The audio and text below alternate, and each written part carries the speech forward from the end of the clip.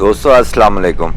दोस्तों आज हम आपको एक इलाके में लेके जा रहे हैं जिसका नाम है न्यूजिए।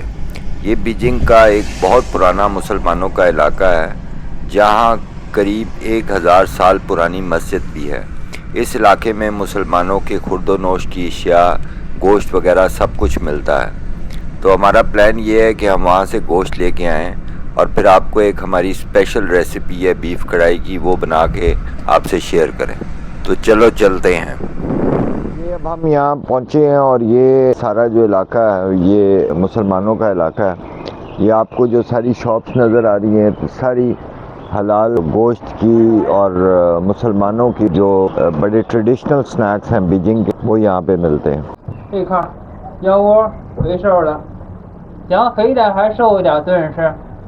这是牛腩带着筋儿的这块，来几斤钱ये वाला 2斤吧。？2斤，好。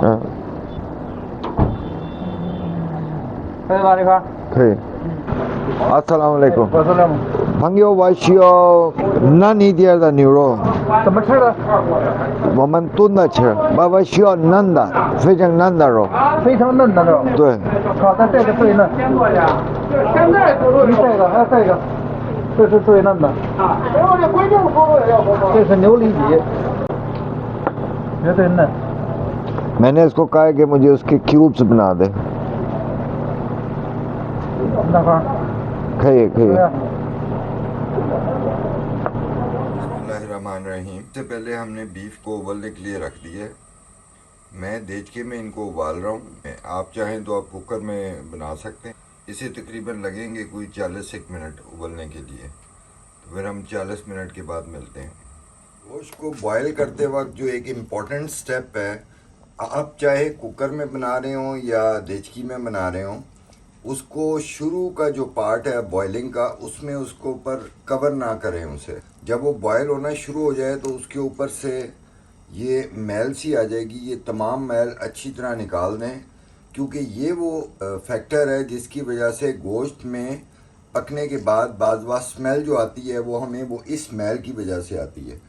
उसके बाद आप चाहें तो आप कुकर बंद कर दें या देचकी को ढक्कन दे दें। अब आप देख सकते हैं कि तमाम जो मैल है वो निकल गई है। अब हम इसमें कोई 8-10 गिरियाँ लहसुन की और 3-4 मोटे मोटे स्लाइस अदरक के इसमें शामिल कर रहे हैं। इसके साथ ही 2 टुकड़े हम दालचीनी के इसमें डाल रहे हैं। अब इसको हम कवर करके कोई आधा घंटा उबलने रख देंगे। आधे घंटे बाद मिलते हैं। बिस्मिल्लाहिर्रहमानिर्रहीम। अब आधा घंटा हो गया है। अब हम इसको बीफ को मैंने चूल्हा बंद कर दिया, इसको ज़रा चेक कर लेते हैं। बीफ हमारा 90% पक चुका है, थोड़ी सी कसर है लेकिन वो आगे पकाई में ख़त्म हो जाएगी। अब कढ़ाई के लिए हमने पौना कप ऑयल लिया और पौना कप ऑयल में हमने 2 प्याज जूलियन किए हुए थे उन्हें शामिल कर दिया और उसे फ्राई कर रहे हैं हम। इसमें हम थोड़ा सा नमक शामिल कर देंगे ताकि प्याज ज़रा जल्दी फ्राई हो जाए।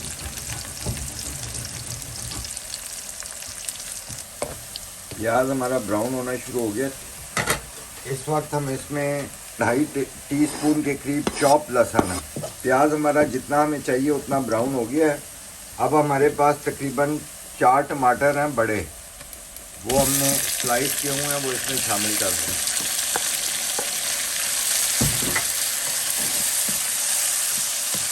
साथ में मैं थोड़ा सा पानी डाल रहा हूँ क्योंकि प्याज को मैं नहीं चाहता कि और लाल हो। आँच हल्की कर दी है और अब इसको 2 मिनट के लिए मैं दम दे रहा हूँ ताकि अच्छी तरह गल जाए। तो हम 2 मिनट के बाद मिलते हैं। चलें जी, अब 2-3 मिनट हो गए हैं। अब हम अपने देखते हैं टमाटर बिल्कुल गल गए हैं। अब हमने जो गोश्त अपना बॉयल किया हुआ वो इसमें शामिल करेंगे। तो अब हमने गोश्त और उसकी जो यखनी है वो इसमें शामिल कर दी है। जो साबुत मसाले और अदरक के बड़े पीस थे उनको हमने रोक लिया। अब जो हमने गोश्त में मैंने आपको बताया था कि 90% के करीब गला हुआ था, तो जो 10% कसर है वो इस वक्त टमाटरों के साथ ये पकेगा और इसी में इसका जो बाकी 19-20 की कसर है वो पूरी हो जाएगी। इसी स्टेज पे हम इसके साथ मसाले शामिल कर रहे हैं। इसमें हल्दी जाएगी आधा टीस्पून, लाल मिर्च हम शामिल करेंगे 1.5 टीस्पून, धनिया पाउडर हम डालेंगे एक भरा हुआ 1 टीस्पून। फिर काला ज़ीरा हम इसमें डालेंगे 1 लेवल टीस्पून। अब हम इनके मसालों के साथ इसकी भुनाई करेंगे और इसका पानी भी ड्राई करेंगे और साथ गोश्त की भुनाई भी होगी, गोश्त की और बाकी मसाले की। गोश्त की क्वांटिटी मैं बताना भूल गया, ये गोश्त हमारा था तकरीबन 1 किलो से थोड़ा सा ज़्यादा था। अब जी हम इसमें नमक डालने लगे। ये 1 लेवल टीस्पून नमक मैं डाल रहा हूँ इसमें, और इसके साथ हम इसमें आधा टीस्पून काली मिर्च का शामिल कर रहे हैं। चलें जी, माशाल्लाह हमारी अब कढ़ाई बिल्कुल ऑलमोस्ट रेडी है। ये हमने थोड़ा सा जिंजर क्रश किया हुआ है, ये क्रश जिंजर डाल रहे हैं हम इस पर। थोड़ी सी हम इस पर हरी मिर्चें डाल रहे हैं और थोड़ा सा धनिया डालेंगे।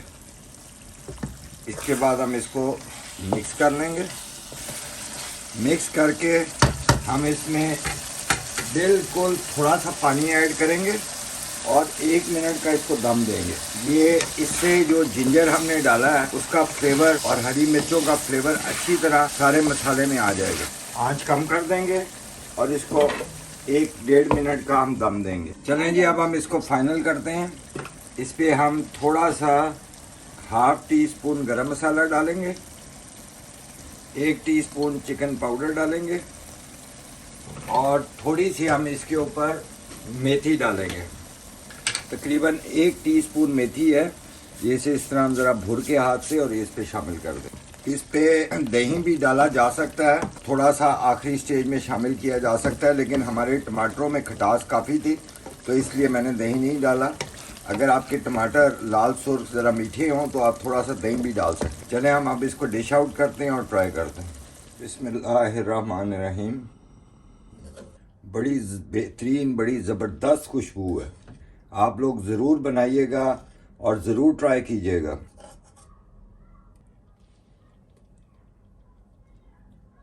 चलें जी, अब हम इसको ट्राई करके देखते हैं।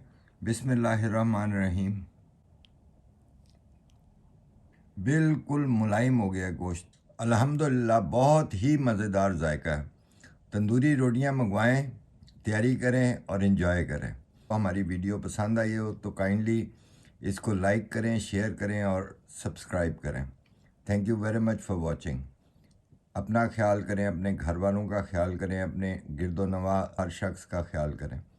खुदा हाफिज़।